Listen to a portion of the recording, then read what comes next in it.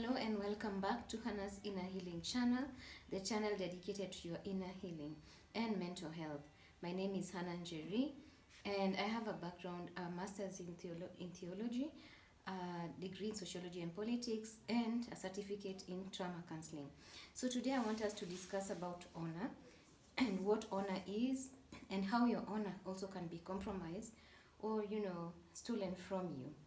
So, what is honor? Today, I want us to discuss what honor is. Honor is it's correlated with respect. When someone says they honor you, it should come with respect. How someone treats you, how someone talks to you, even how someone reacts to you body wise, body language, that shows honor or dishonor. It can either show honor or dishonor. So, what are some of the things that someone does to you and you feel dishonored? Maybe words. When someone comes and affects you or tells you words that are negative, words that are demeaning, belittling, or words that are disrespectful, you feel dishonored. And many people in this world, I think the more the world is, coming to an end, you realize many people don't honor others. Respect, in a society is not even there. You find that most people don't even honor other people in their words, in their actions. And honor should even start in your mind, that the way you think about someone should also show honor. So you find that, someone, the way people want to treat each other in this world of today is dishonor. Or maybe someone can also dishonor you because of your, race, because of your religious beliefs, because of anything. But I believe that every human being, despite of their race, their religious background, deserves to be respected and treated with honor. Because when God created man, he created him above other animals, above other, the other creation, because he wanted man to, because he created man in his own image. So when you dishonor man or a human being, you're dishonoring God. So you find even the actions of others. Maybe someone comes and treats you with disrespect, or you go to a company or a place and people are just treating you with disrespect, or you go to a waiter, a hotel, and the waiter is treating you with disrespect, or you treat the waiter with disrespect. Such kind of things can take away someone's honor or even self-esteem. Another thing, how you feel you lose your honor is humiliating activities. What are some of the humiliating activities, like being bullied in school, being beaten up in school, being told bad things in school. That's also bullying. So you find even you can be bullied even by neighbors. Maybe someone wants to put up loud music, and when you tell them to put it down, they put even more. That's also dishonor. When neighbors want to infringe on other people's space and privacy, for example, like you have neighbors who keep talking about other people's businesses, that's also dishonor. And then also other humiliating activities could be like now in Hollywood, whereby you want to be initiated. There are all these stories about being initiated, and sometimes you're a man and the producer is telling you have to wear a skirt, you have to be done humiliation activities so that you can be promoted. So such are humiliating activities. And then also doing detestable and degradable things, like those people who sexually abuse animals or children. When you do those things, you take the honor of those animals and the children, and you also take away your honor as a person. And then acts of shame, where you're shamed or where you're reprimanded in front of many people. Those are acts of shame. And for me, in my own opinion, if you're correcting someone, let it be a private affair, unless that person has done a wrong that has affected many people, and now many people need to talk to that person. But I believe people should be corrected with respect. It's like the way you can have pastors call out someone in the crowd, and they're telling that person's business to everyone. That's so insensitive. You take away the honor of this person in the name of prophecy, even if it's a good prophecy, like people say, quote unquote, or a reprimanding prophecy. I believe it should be done with dignity. Why don't you call that person in front of the church and speak to them, without other people hearing? So that's how honor also can be taken away from you. And then also, rejection when a child is rejected, when you're rejected even by people, or maybe a man is rejected, their proposal is rejected, and it's done in a way that is derogatory, or in ways that will shame this person, so the honor of that person is taken away.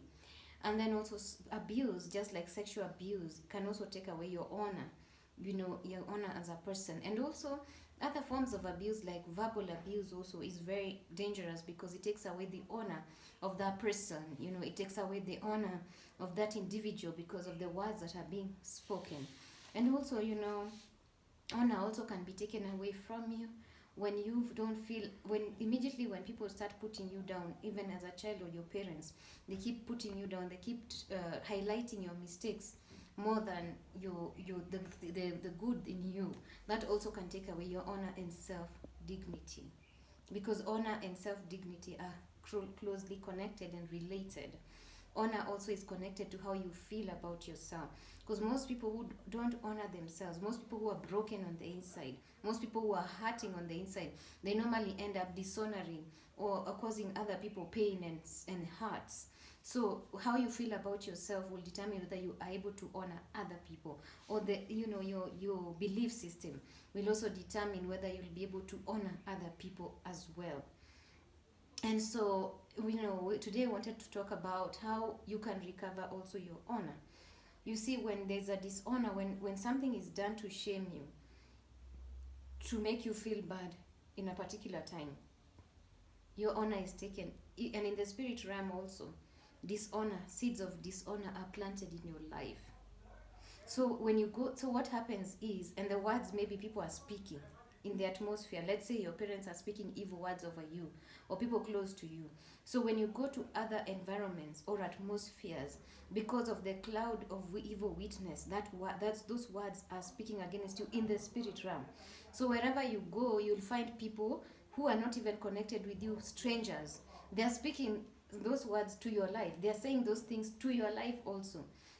So you find, if people say, your parents or people close to you, or in school you're bullied and you call stupid, maybe when you leave and go to another place, someone who is not connected to you or related with you calls you stupid, and you're wondering, how come every time I go to a place this keeps happening? People keep calling me names, people keep dishonoring me, because there are seeds of dishonor that were planted in the spirit realm using words or actions, and now that seed of dishonor is following you. So you'll find people treating you with disrespect. You'll find yourself disrespecting yourself. So how do you recover your honor back? Number one, if you had experiences where you've been dishonored in the past and evil words spoken against you, you can cancel those words in Jesus' name, and cancel those demonic spirits attached to those words. And then you tell God to cleanse your atmosphere, to cleanse your environment.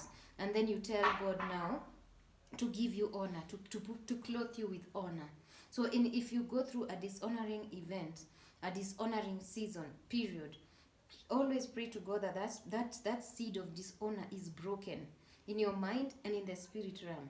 And those words to be broken, and every spirit attached those words to be bound, and cast out. So that now you ask God, Lord, honor me. You remember Jabez in the Bible, the story of someone called Jabez, some people call him Jabez.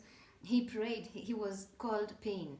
But he prayed and he said, oh God, may you destroy, I'm called pain, but may you destroy the root cause of pain in my life.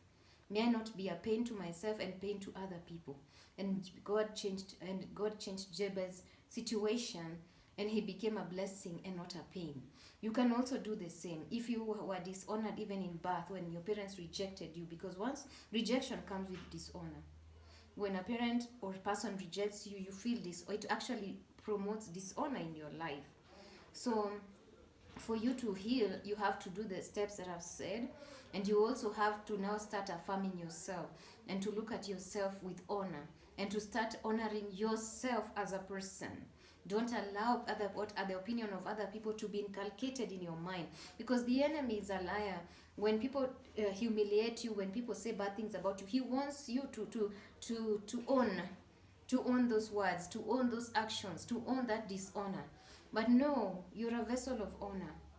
You're a vessel of respect. You're created in the image of God, therefore you deserve respect.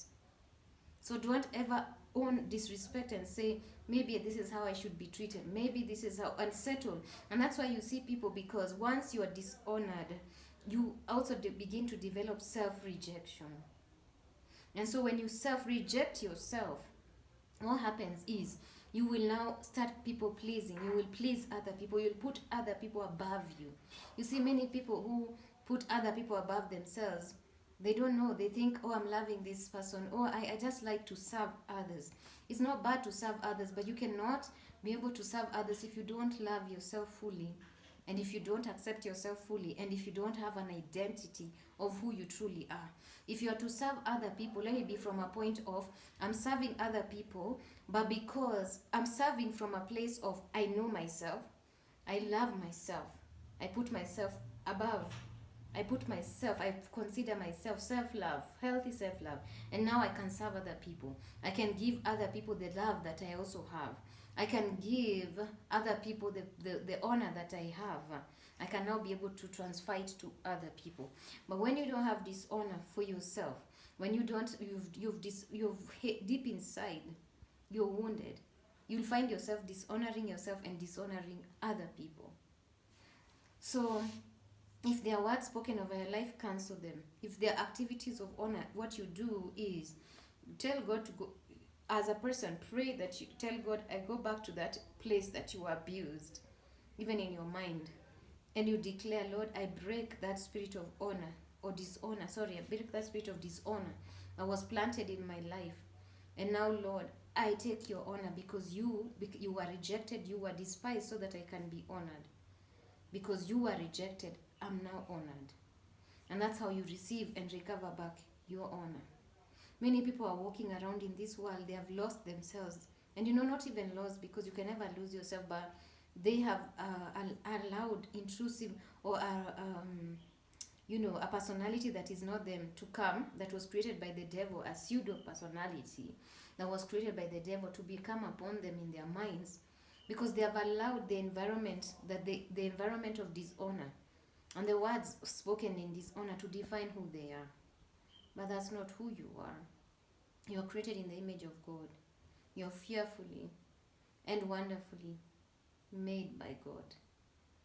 So that's why you say you deserve to be honored. You deserve to be celebrated, because you honor yourself also. So that's how it is. And also tell God, Lord, remove any scale in my eyes that cause me to see myself less of what you see me of how you see me. Remove any scale in my eye that causes me to see myself less. That's a prayer you should make. That causes me to see myself as Kama Gideon. Gideon, he saw himself less. He saw himself less. That's why he was saying, oh, I'm from this family, I'm the smallest. And yet God was seeing a man of valor, a mighty warrior in him. Have circumstances, people, or your background caused you to look down on yourself, to dishonor yourself? Has it caused you to look down on yourself, and yet God looks at you differently? So if that's you, you need to reorder your thoughts and to change your mind to see yourself very differently to how God sees you.